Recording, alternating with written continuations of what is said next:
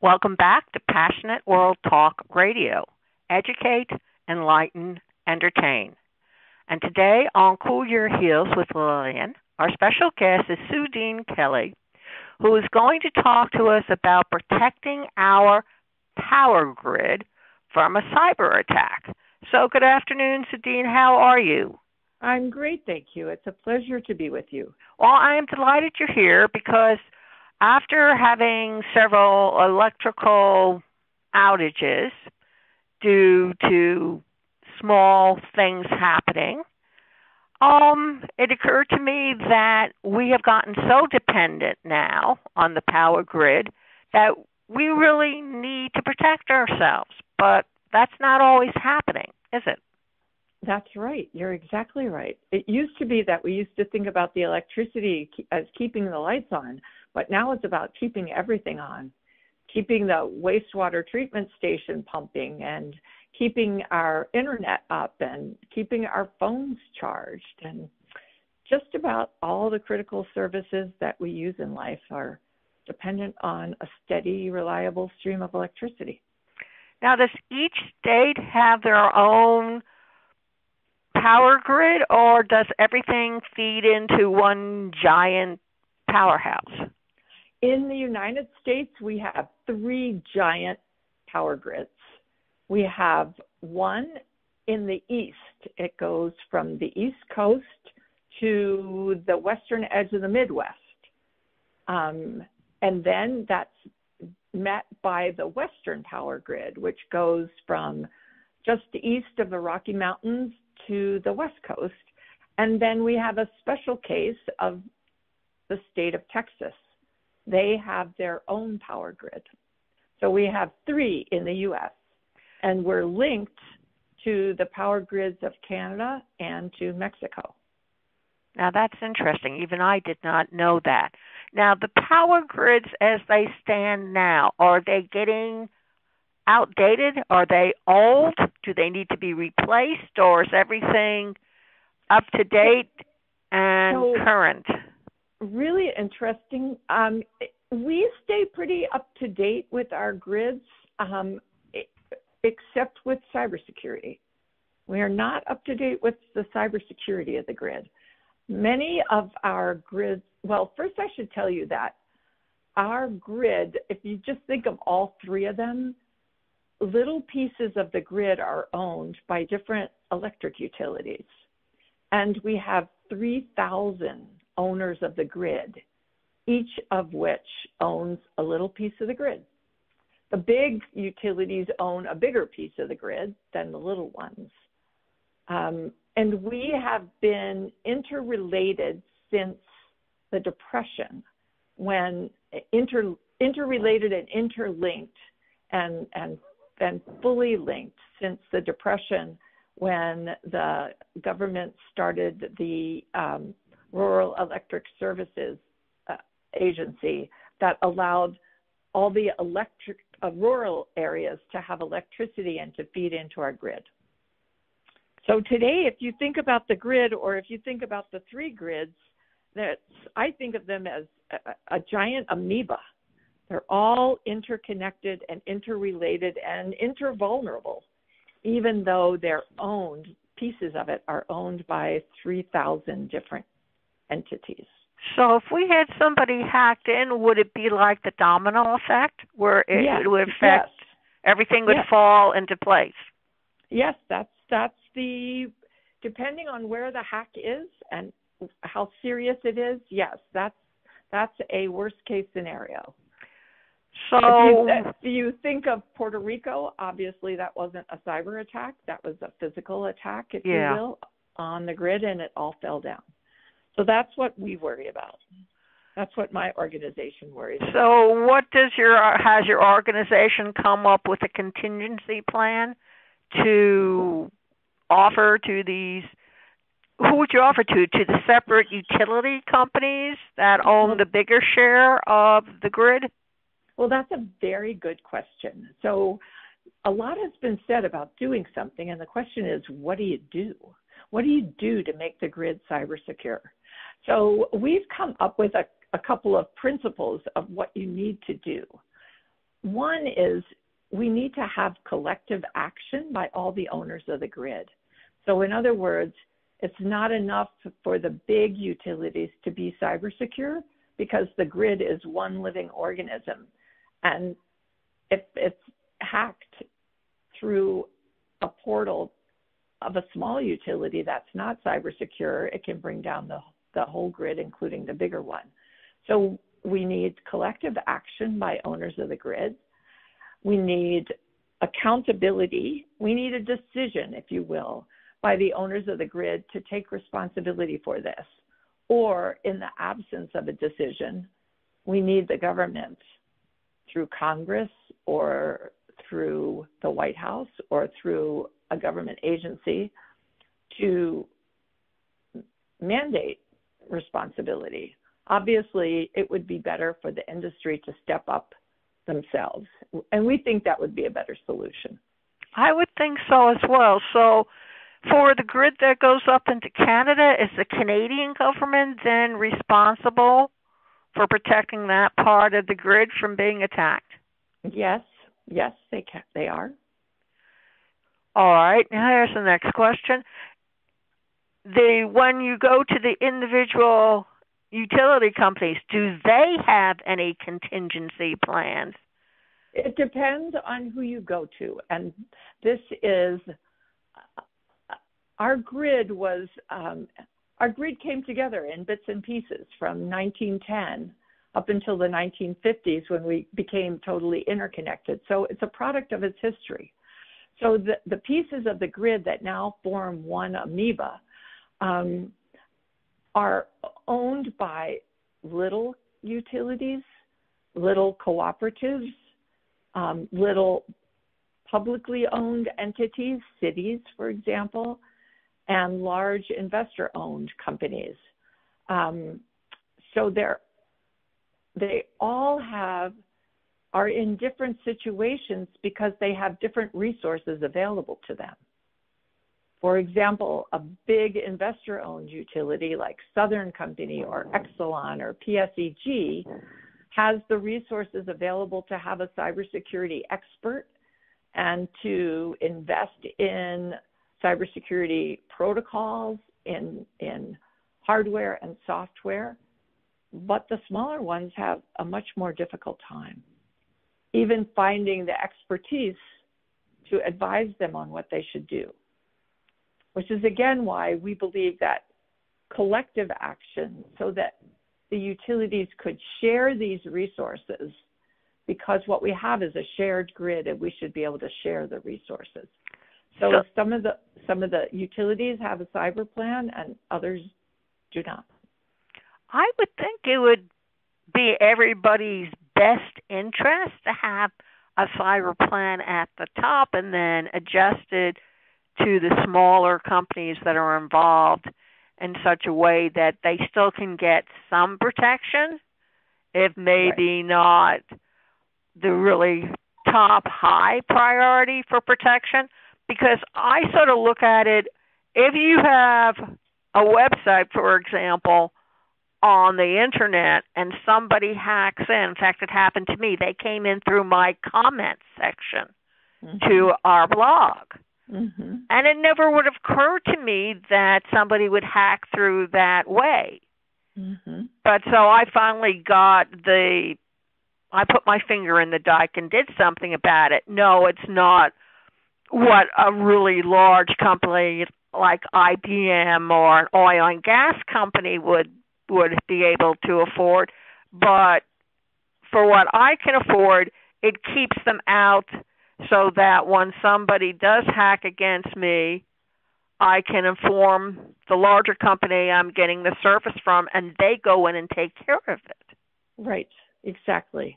And the other thing that might be helpful in the grid is it's something that shuts off automatically the infected part so that it doesn't bring everybody down. Once shutting it off, then deal with it individually if that was possible. Right.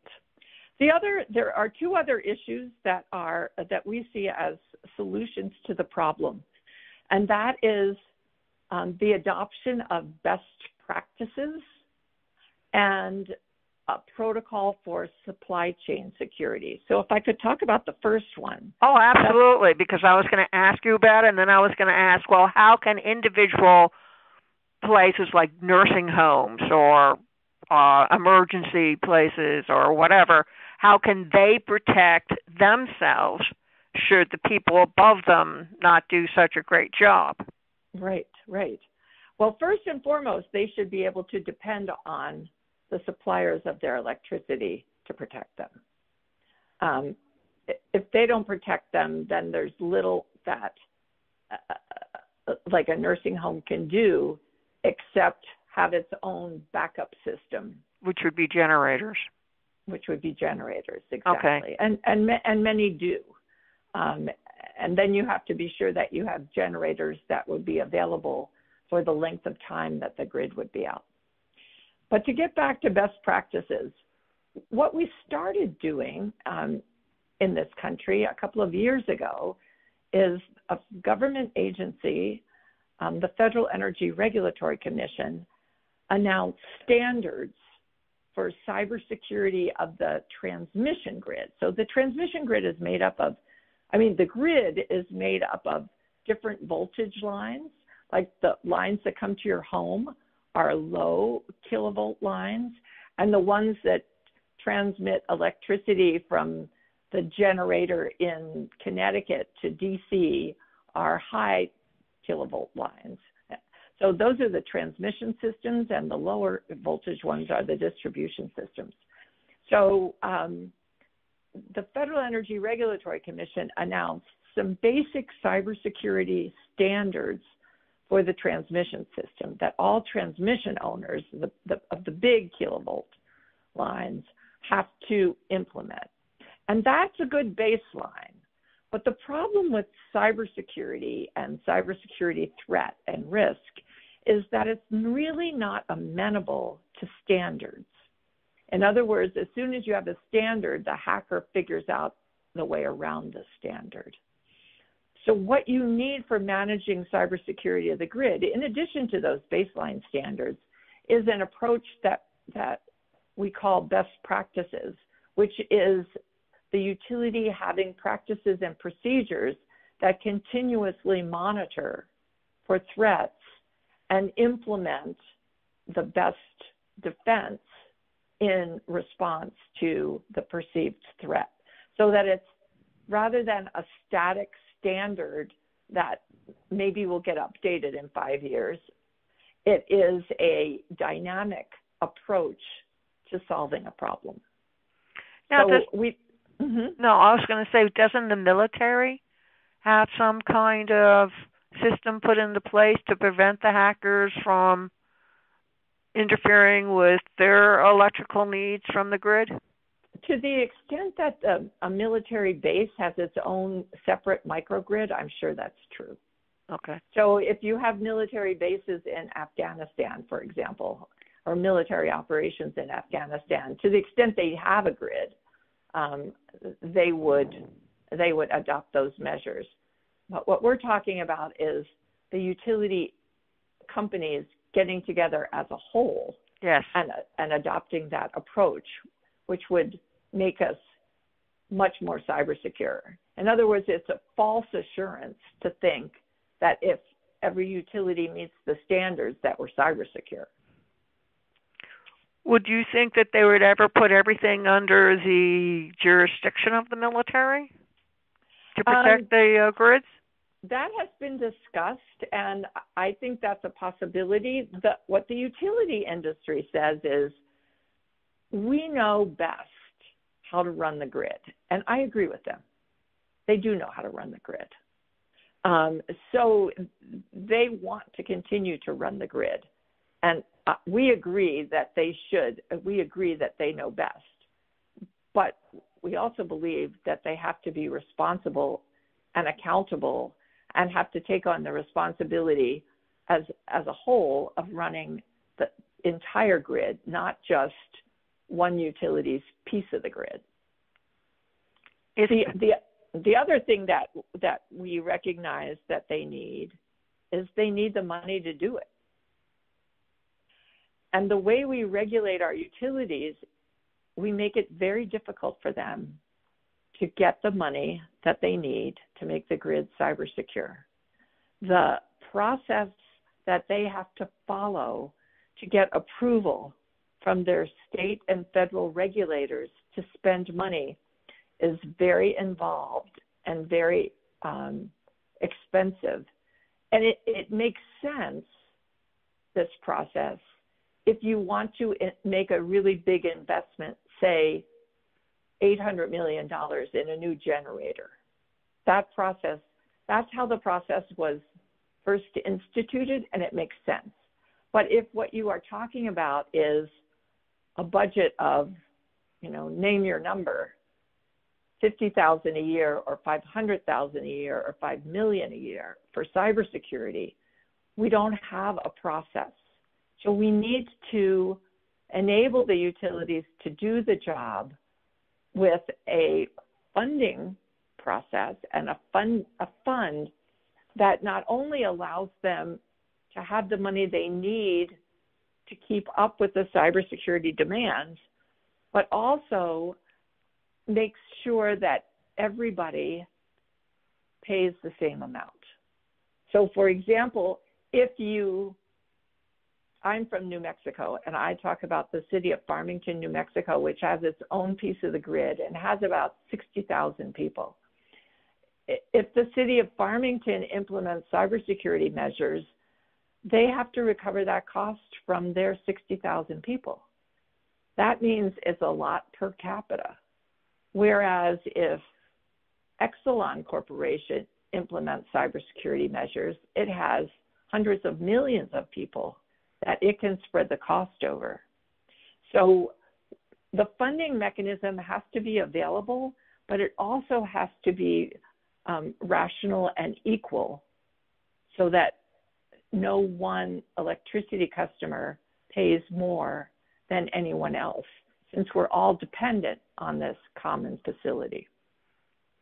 I find that really interesting because what they're really saying is that if they can't get the funds from the populace who uses the electricity coming from the grid, then they themselves are not responsible for when somebody hacks into the grid. So it's really a matter of funding. If the city of Farmington, if somebody hacks into the city of Farmington's grid, they don't have any money sitting around. Where are they going to get the money from? That's the problem. So yes. we have to come up with a way for them to have the money. Now, it doesn't have to be from the customers, although we think that if it were a meter by meter charge on everybody's customer, like a universal service charge on every meter in the United States, it would probably be a very small amount. I think that's a good idea. I know they do that in other countries. Right. I know for a fact in South America where water is scarce now because their glaciers have melted. People have meters in which they have to pay should they want more than the allocated water. And I think that makes sense. We actually do it for telecommunications. We have if we have a telephone or a cell phone, we have a universal service charge built in, and we pay a few cents each month that goes into this fund that's available. So that's one model for raising money fairly and equitably, and so that there is money. Of course, it could be taxpayer money, but in this day and age, and I think there's a good argument that it makes sense for the taxpayers to pay because everybody is dependent on the grid and everybody has benefits from the grid, not just the people who have an electricity account with your local utility. But in this day and age, it's harder for Congress to raise taxes, even if it's just a little bit. But that's another approach. I was going to say is usually the middle class who pay the most to take care of the rest of the country because the poor don't have it and the rich feels like they shouldn't spend their money on such incidental things. The other way we could do it is with a private-public partnership. We could raise private capital, and that's what the big investor-owned utilities do. They raise private capital from those who buy shares of the company and turn their capital over to the company. So we could do that. We could fund it partly with private capital. Of course, we have to be able to pay the donors of private capital. They don't just give their money away. No, it's an investment. So you're paying for the interest of using that money that they could be using somewhere else. Right. And so we could do it that way too. So there are different ways to fund it, but we need a coherent funding mechanism so that the utilities have the money to spend. So accountability, best practices, a coherent funding mechanism, and that would pretty much do it. So how do you approach the public about this? The public is actually, we've done numerous surveys, and the public is very supportive. What we need to do is convince those who can actually do it to do it. So it's advocating with the electric industry to take this on as their challenge before we impose it on them because we've had a traumatic event, right? Yeah, I would hope that they would think about, well, this virus C, for example, and how it's consumed us in our economy. Right. And if it had been a cyber attack, I mean, right now there are millions who are out of work, but it's not all of the United States out of work. Mm-hmm. With a cyber attack, it would pretty much level the playing field. Exactly. We could also have Congress take something. They have jurisdiction to tell the utilities to do it, or they have jurisdiction to tell the Department of Defense to take over the system. I don't think that's going to happen. Yeah. I don't think that's the right solution. But Congress has the authority to mandate and to provide funding and to say you have to follow best practices. The states have authority within their state to do the same thing. At least for the distribution system. So what is keeping them from doing something? Because I would think that it would be right up there with 9/11 to take care of something like this. The other thing that Protect Our Power has started earlier this year is a collaborative effort between the state regulators, who are the utility regulators, and the Department of Energy and the Federal Energy Regulatory Commission to collaborate to hopefully do exactly what you're saying, to come up with a coordinated policy. It's, in a sense, it's like we talked about with the electric industry. You have 3,000 owners of the grid who are used to going about doing things with respect to their piece of the grid their way. And coordinating them to all get on the same page and work cooperatively is a challenge. Same thing with, 51 or 52 state regulators and the Department of Energy and the Federal Energy Regulatory Commission. Getting everybody on the same page to agree to the same policies and to implement them and to provide the funding to carry them out is a challenge. I bet. And I think, too, they have a mentality that it hasn't happened yet. Mm-hmm. Mm-hmm. And so we can be vigilant, but we don't have to be hysterical about it. Mm-hmm. I think that's right. And there's no, leader. There's not, someone in charge. It's not like one of the utilities is in charge of all the others. or that there's even an organization that exists for the cybersecurity of the grid.